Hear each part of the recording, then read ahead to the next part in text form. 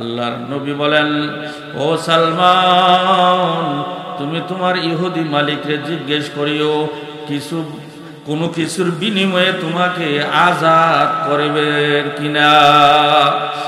সালমান ফার্সি গিয়া ইহুদি মালিককে বলেন, ও ইহুদি মালিক, তুমি কি আমাকে কোনো কিছুর বিনিময়ে আজাদ করবা কিনা?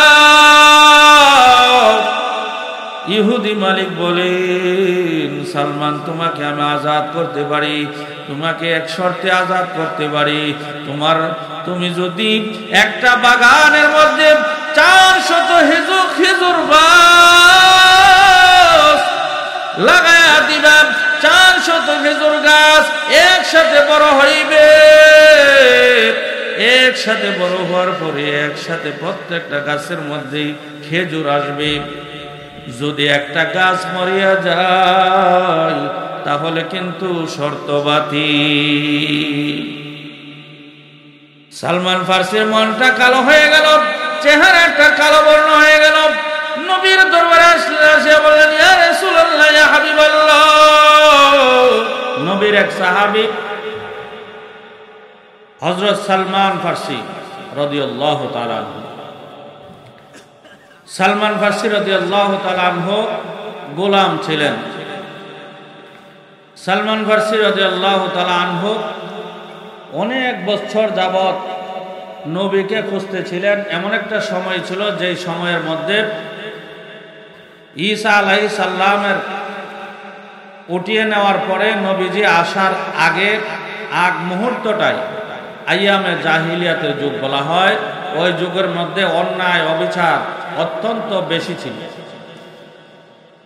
ওই যুগের মধ্যে সালমান ফার্সি রাদিয়াল্লাহু তাআলা আনহু অপেক্ষায় ছিলেন, কোন সময় নবীজি আসবেন, অপেক্ষায় ছিলেন।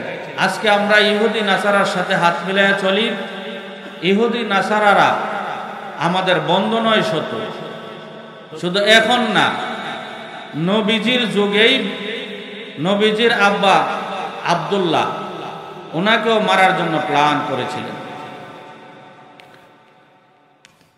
তুখরিজুল হাইয়্যা মিনাল মাইয়িতি ওয়া তুখরিজুল মাইয়িতা মিনাল হাই।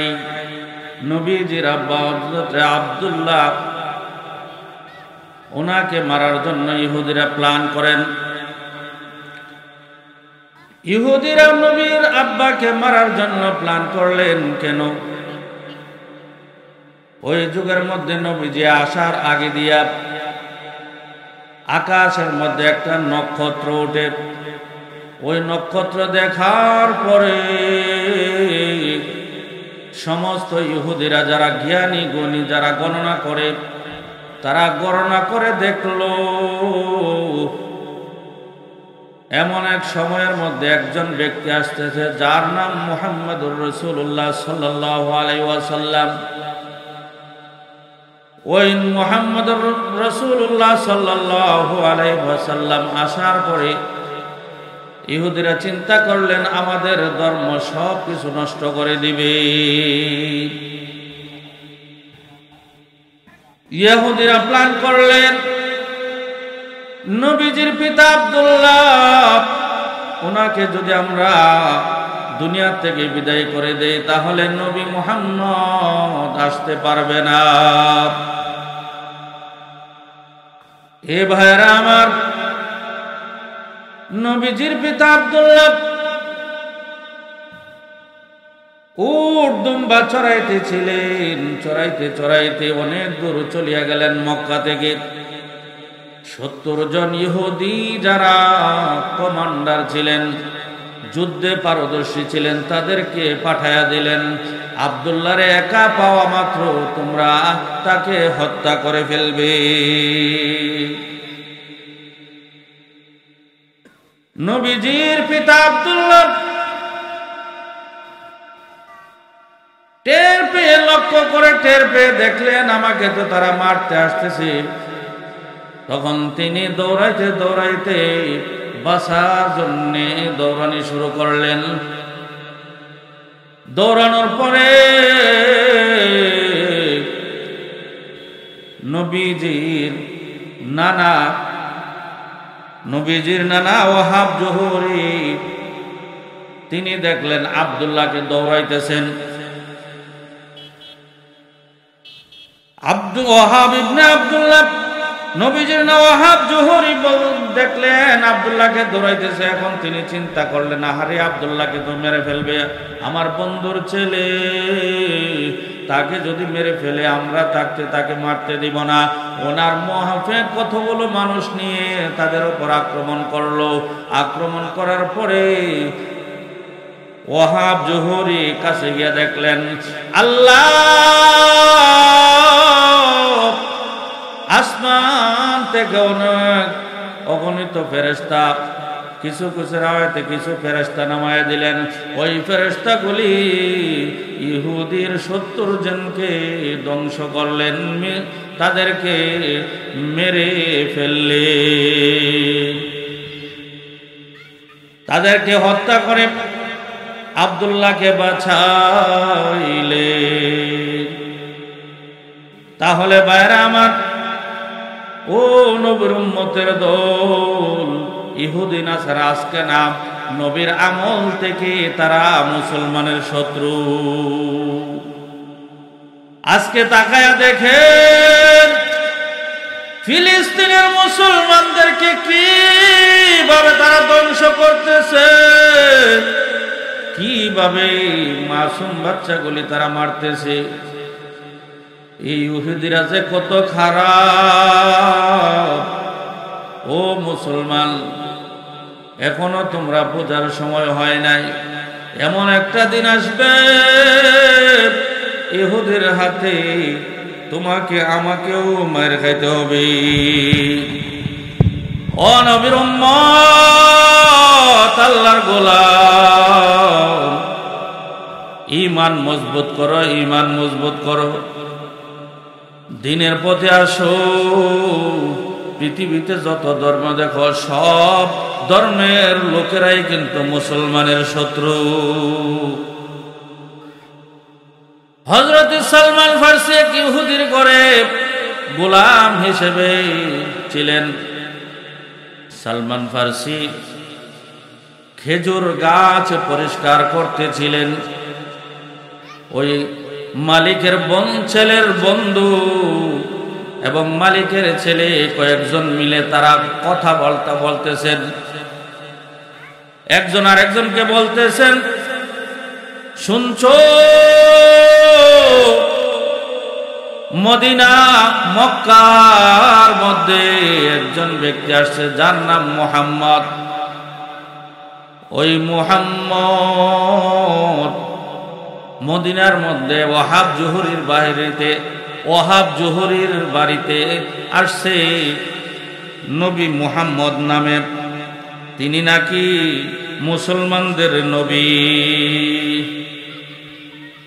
মদিনার বুকে আইয়ুব আনসারীর বাড়িতে মুহাম্মদ নামের আব্দুল্লাহর বেটা, বাবার নাম আব্দুল্লাহ, মায়ের নাম আমেনা, তিনি নাকি আইয়ুব আনসারীর বাড়িতে আসছে। মক্কা থেকে হিজরত করে আইয়ুব আনসারীর বাড়িতে আসছে, তিনি নাকি মুসলমানদের নবী। এইভাবে কথোপকথন করতেছেন।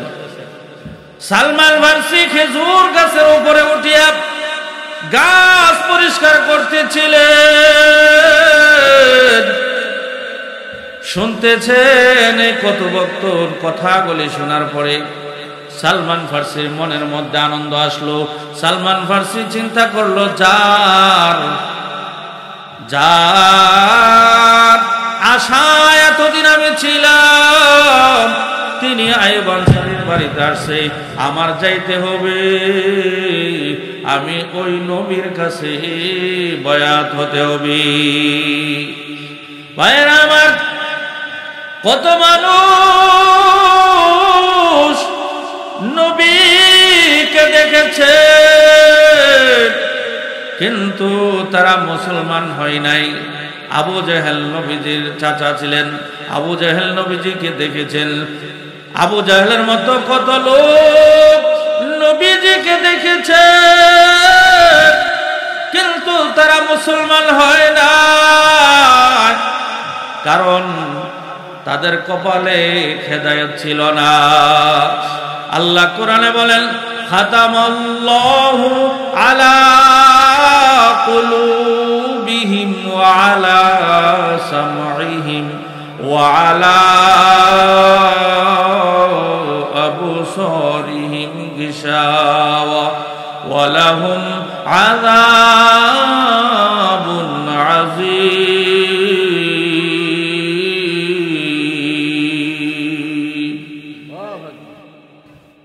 নবী মুহাম্মদুর রাসূলুল্লাহ সাল্লাল্লাহু আলাইহি ওয়াসাল্লামকে কত মানুষ দেখেছেন, মুসলমান হইতে পারে না। আমরা নবীকে দেখি নাই, আল্লাহকে দেখি নাই। এমনও নবীর উম্মত আছে না দেখিয়া নবীর জন্য তারা নিজের জীবন দিতেও প্রস্তুত। এ নবীর উম্মত আল্লাহর গোলাম। আল্লাহ বলেন, কুল ইন কুনতুম তুহিব্বুনাল্লাহ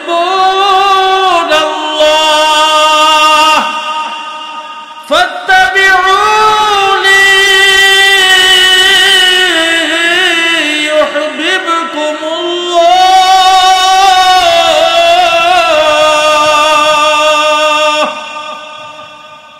আল্লাহ বলেন, হে নবীর উম্মতের দল,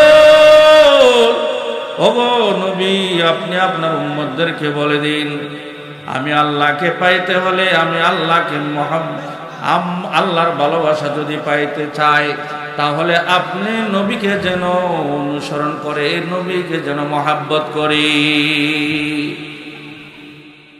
ও নবীর উম্মত, আল্লাহর গোলাম, আজকে তুমি নবীর উম্মত হইয়া তোমার মধ্যে নবীর সুন্নাত নাই, তোমার মধ্যে নবীর কোনো কিছু নাই, তোমার মধ্যে নবীর কোনো আমল দেখা যায় না। ও নবীর উম্মত, তুমি যে নবীর উম্মত হয়েছ, নবী যদি তোমাকে উম্মত হিসেবে দাবি না করে, তাহলে কিন্তু তোমার উভয় থাকবে না। সালমান ফারসি রাদিয়াল্লাহু তাআলা নবীজিকে দেখার জন্য আইয়ুব আনসারীর বাড়িতে চলে গেলেন। নবীর সাথে সাক্ষাৎ করার পরে নবীজির মধ্যে কিছু কিছু গুণ ইহুদি আলেমের থেকে শুনছিলেন। নবীজি সব সময় নম্র থাকবে, নবীজির কোনো রাগ থাকবে না, নবীজির চেহারা সুন্দর হবে, নবীজির পিঠের মধ্যে নবুয়তের মোহর মারা থাকবে। ও নবীর উম্মত, আল্লাহর গোলাম সালমান ফারসি রাদিয়াল্লাহু তাআলা আনহু সব কিছু পাওয়ার পরে এখন পাগল হয়ে গেলেন নবীর নবুয়তের মোহর দেখার জন্য। এবার আরেকদিন গিয়া নবীর পিছন দিক দিয়া বসলেন। বসার পরে নবীজিকে শুক্লায়া দেবে পিঠের মধ্যে মর দিয়া নবীর জামা সরাইয়া যখন নবুয়তের মোহর দেখলেন, দেখার পরে নবুয়তের মোহরের মধ্যে চুমা দিতে লাগলি।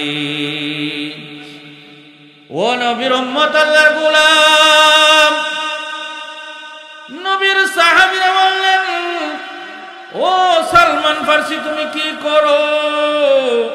নবীজি বলেন, ও সাহাবারা, বাধা দিও না, সালমান ফারসি মনের আশা পূরণ করার জন্য সুযোগ দাও।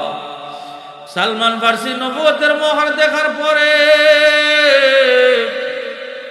এবার ডাক দিয়ে বললেন, নবী গো, আপনি আমাকে মুসলমান করে ফেলেন, আমি আর দেরি করতে চাই না। ভাইরা আমার, সালমান ফারসি মুসলমান হয়ে নবীর হাতে ধরে বায়াত হয়ে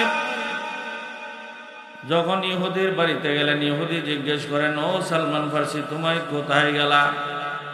এবার সালমান ফার্সি বলেন, যার জন্য আমি অপেক্ষমান ছিলাম, যার জন্য আমি এতদিন অপেক্ষা করতেছি, ও আয়ুব আনসারীর বাড়িতে একজন ব্যক্তি এসেছে, ওনার নাম মুহাম্মদ। ওনার জন্য এতদিন অপেক্ষায় ছিলাম, আমি ওনার হাতে ধরে মুসলমান হয়ে গিয়েছি। ও নবীর উম্মত, আল্লাহর গোলাম, এবার সালমান ফার্সিকে ইহুদি এত আঘাত করতে শুরু করলো, মার শুরু করলো, মারতে মারতে মাটির মধ্যে শোয়া দিল।